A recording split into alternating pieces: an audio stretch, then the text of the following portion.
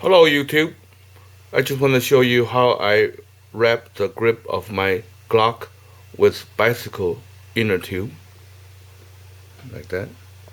I just take a bicycle inner tube. In this case it is the 20 by 1.75 size, and cut a segment to your liking, and then slip it right over the grip of your pistol, and it will conform to the grip very nicely and gives a very nice secure purchase to your handgun.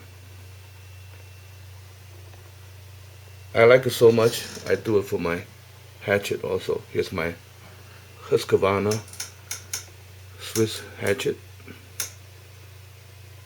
and here's the grip. Very nice.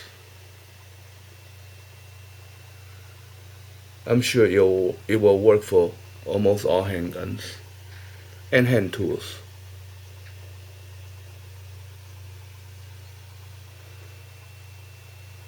Thank you for watching.